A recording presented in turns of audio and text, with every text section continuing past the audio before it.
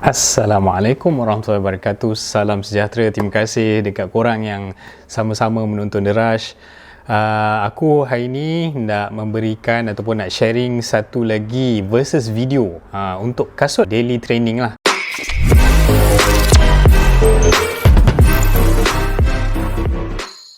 Bila sebut daily training, kasut yang korang guna setiap hari, artinya kadang-kadang dia boleh jadi multifunction. Korang boleh buat untuk speed, korang boleh buat untuk long distance, korang boleh buat untuk 5K. Jadi terpulang kepada korang. Bila aku sebut daily trainers, mungkin untuk orang yang bajet dia tight, dia boleh beli satu kasut ni je, dia boleh buat macam-macam function lah. Apa-apa pun bergantung kepada korang punya experience terhadap pemakaian kasut ni. Okay, so pada hari ni aku bawakan korang Nike Pegasus 37 yang ni versus Asics Nova Blast. So kedua-dua kasut ni merupakan kasut daily trainers lah. Artinya kasut running untuk kaki neutral road run. Okay, versus yang pertama ataupun comparison yang pertama, kita mulakan dengan harga. Untuk kedua-dua kasut ni, dia punya harga dia boleh tahan jugalah.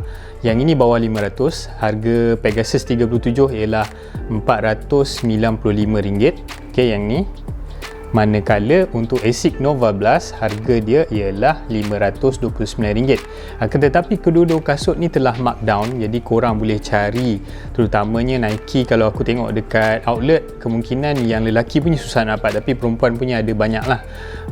Korang boleh dapatkan dengan harga yang lebih murah, sebab dah nak ujung-ujung tahun ni, Nike ataupun Asics korang boleh dapat bawah harga retail price mereka lah. Okay, tetapi at price point bawah atas 500 ialah Nova Blast dia mahal sedikit berbanding dengan Pegasus 37 baru 495. Tapi perbandingan dia tak ketara, dia bergantung kepada bajet korang. So dari segi round pertama ni, ikut korang mana yang korang mampu.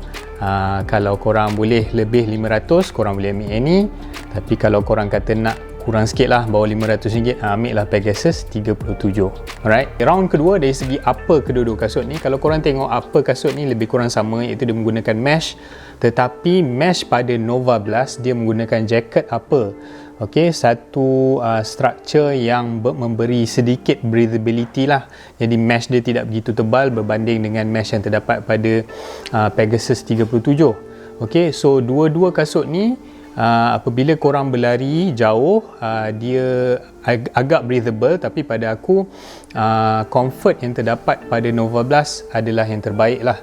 Okay, dan dia aku rasa lebih memberi support dekat korang punya heel, sebab dia punya heel lockdown yang terdapat pada belakang ni lebih tebal, dan juga apabila aku perasan aku pakai kasut ni, heel aku tak mudah bergerak-gerak. Okay, tetapi kalau aku pakai Pegasus 37, heel dia ada heel flare. Kalau korang tengok kat sini ada heel flare yang menyebabkan lockdown ada problem sikit lah. Tetapi apabila korang menggunakan runner's knot, simpulan untuk ikatan pada lubang yang atas kali ni, jadi lockdown mungkin tak jadi isu. Tapi lockdown lebih terbaik terdapat pada Nova Blast. Okey, selain daripada itu, untuk bahagian upper kedua-dua kasut ni, aku tengok Nova Blast dia lebih roomy sikit. Dia punya toe box dia pada bahagian depan ni, kalau korang pakai untuk orang yang berkaki lebar, sebab Nike dia terkenal dengan cutting tirus dia, tetapi lately baru dia keluarkan material lain seperti Flyknit yang korang pakai dan dia mengikut kaki korang. Dia punya structure lebih merenggang sikit berbanding dengan mesh. Tapi kalau korang tak kisah tentang toe room, korang boleh dapatkan Pegasus 37. Tetapi kalau korang adalah kaki yang kembang kat depan, dan kemungkinan apabila korang berlari jauh, kaki korang akan kembang. So untuk long distance, aku rasa elok korang ambil Nova Blast, sebab dia punya toe room dia lebih luas pada pendapat aku lah. Okey, tadi kita dah cerita sedikit tentang dia punya upper. So sekarang kita tengok kepada midsole. Midsole untuk kedua-dua kasut ni berbeza sama sekali. Kalau korang tengok untuk Nova Blast, dia menggunakan FF Blast punya midsole lah. FF Blast punya midsole, yang mana apabila korang berlari dengan kasut ini, korang akan rasa dia merupakan penyerap hentakan yang baik. Aku rasa seolah-olah aku dapat the feeling of macam Ultra Boost, sebab dia terlalu empuk dan juga korang akan sink sedikit dalam cushioning dia. Artinya korang kalau nak lari half marathon, full marathon boleh dengan kasut ni, kerana dia merupakan impact protection yang baik lah. Akan tetapi apabila korang toe off, aku rasa dia punya feeling adalah seperti korang memakai kasut yang mempunyai foam teknologi yang lain lah. Artinya dia tak ada snappy feel. Tetapi dia korang boleh buat untuk berlari dengan lebih laju, tetapi korang memerlukan lebih effort kerana dia tidak ada satu snappy feel. Contoh snappy feel yang korang boleh rasa kalau kata ada carbon fiber plate ke, ada torsion plate ke macam dalam Adidas, dan juga kalau kita bandingkan midsole yang ini dengan midsole yang ini yang terdapat pada Pegasus 37, dalam ni dia ada zoom airbag kat depan, dan dikombainkan pula dengan cushioning React Foam. Artinya React Foam tambah pula dengan yang kat depan ni dia ada zoom airbag. So zoom airbag yang terdapat dalam Pegasus 37 adalah lebih kurang 20 PSI, yang mana korang akan rasa kalau korang ni merupakan forefoot runner. Tapi kalau korang heel striker, dia tak terasa sangat zoom airport punya reaction tu. Jadi pada aku responsiveness lebih dekat sini berbanding dekat sini. Dari sudut drop bagi kedua-dua kasut ini, dua-dua adalah 10mm drop. Akan tetapi kalau korang perasan, yang ini lagi tebal. Nova Blast mempunyai ketebalan dekat depan ni 32 berbanding 32 di belakang dan 22 di depan. So untuk Pegasus pula, dia mempunyai 24 di depan, 24 di belakang dan 14 di depan. Jadi dua-dua 10mm drop, akan tetapi yang ini lebih tebal.